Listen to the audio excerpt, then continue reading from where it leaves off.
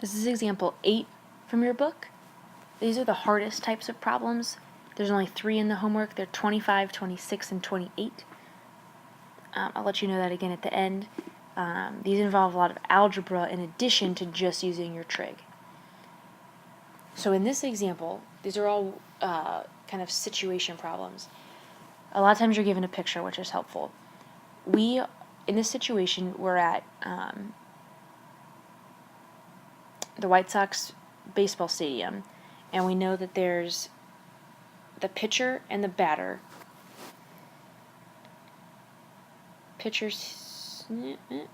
Nope. Pitcher's here, batter's here.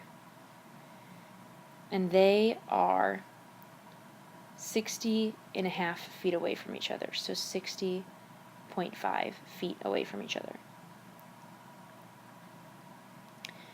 They both have a different angle of elevation to the last row of the upper deck, to like the top of the stadium. The pitcher has a 24.2 degree angle of elevation, and the batter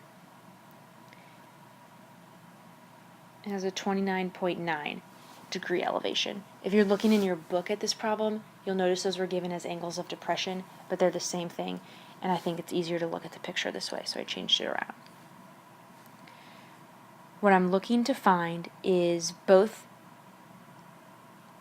the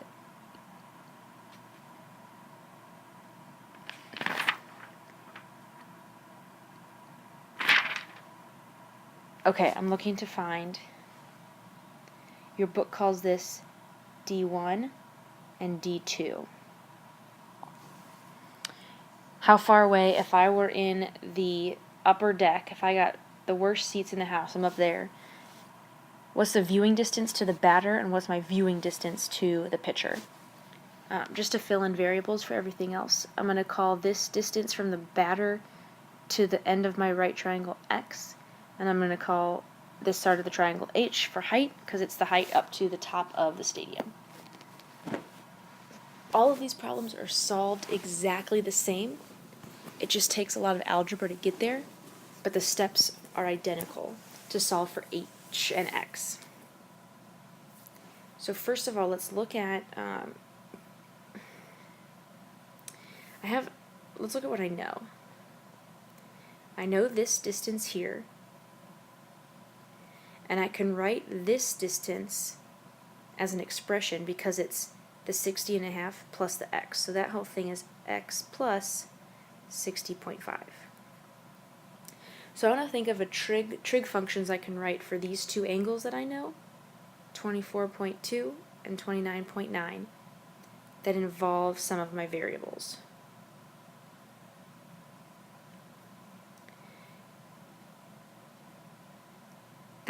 Some variables, specifically ones that are shared between the two angles. Notice that the two right triangles that they make, both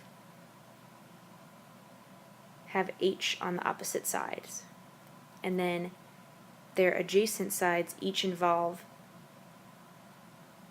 the 60.5. So opposite and adjacent is tangent. So the tangent of the 24.2 degree angle is the opposite side, which is h, over the whole thing, the x and the 60.5. Because the 24.2, that angle comes from the big right triangle. So the adjacent side is x plus 60.5. I'm going to solve this for h right now, which means I would just multiply both sides by the denominator. So I would get that h is equal to x plus 60.5 times the tangent of 24.2, which, let me simplify that a little bit more. The tangent of 24.2 is about 0.45. I know this is going to kind of hop around, but I'm going to write this all the way up here. H is equal to, so tangent of 24.5 is 0.45. So I'm going to write that out in front. 0.45 times x plus 60.5. Okay, then let me write another equation now from the 29.9 degree angle. Well, the tangent of that angle, tangent of 29.9, its opposite side is still h. Its adjacent side is just x, because it's in this triangle, D1, H, X. If I go and solve this for h, I'm multiplying both sides just by x, so it's x times the tangent of 29.9.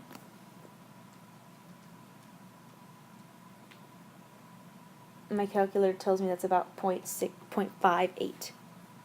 So h is equal to 0.58x. I'm going to write that equation up here also. So now look at what's up at the top in blue. I have two equations solved for h.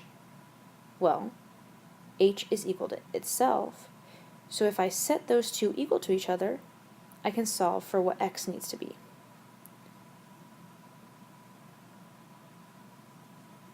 So that is exactly what I'm going to do next.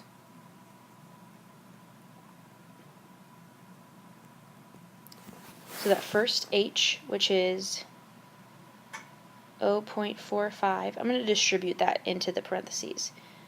So 0.45x plus that 0.45 times the 60.5. It's about 22.2 equals 20 plus 22.2, 27.2.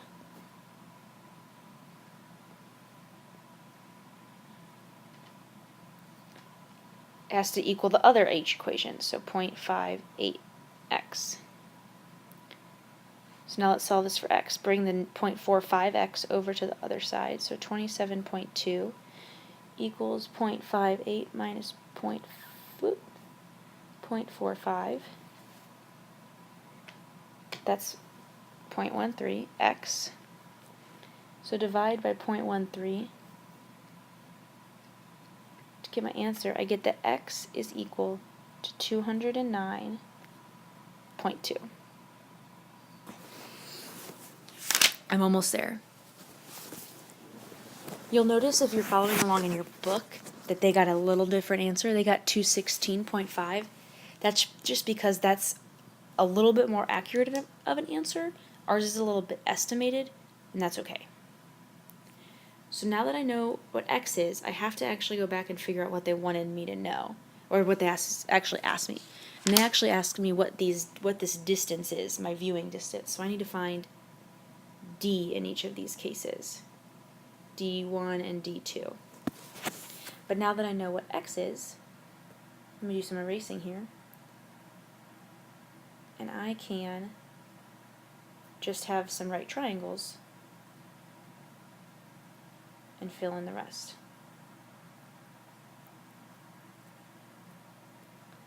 So now that I know that this distance here is 209.2,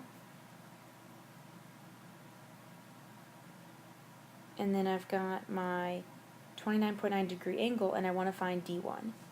Well, d1 is the hypotenuse. 209.2 is the adjacent side, so cosine relates adjacent and hypotenuse. So the cosine of 29.9 is equal to adjacent, which is 209.2, so 209.2, 209.2 divided by the hypotenuse, which is d1. So you want to solve for D1, and that ends up being 209.2 divided by the cosine of 29.9. And that tells us that D1, the length is 241 feet. You notice this is, if you're looking along in the book, this is about 8 or 9 feet off from what the book has, and that's okay. We rounded our answers a little bit, so our answers are slightly off, but we're going to say that's fine. Now I need to solve for D2. Notice that D2 is the hypotenuse of the big right triangle, with this angle 24.2 degrees in the corner. Well, I'm looking for D2, the hypotenuse. I now know this leg because it's 60.5 plus 209.2. That's about 270 feet. And again, it's cosine. So the cosine of 24.2 is the adjacent side, 270 feet, over D2. I'm not showing you this, but you do a little algebra to solve for D2. It ends up being 270 divided by the cosine of 24.2. And that's about 296 feet. So that's the viewing distance to the picture.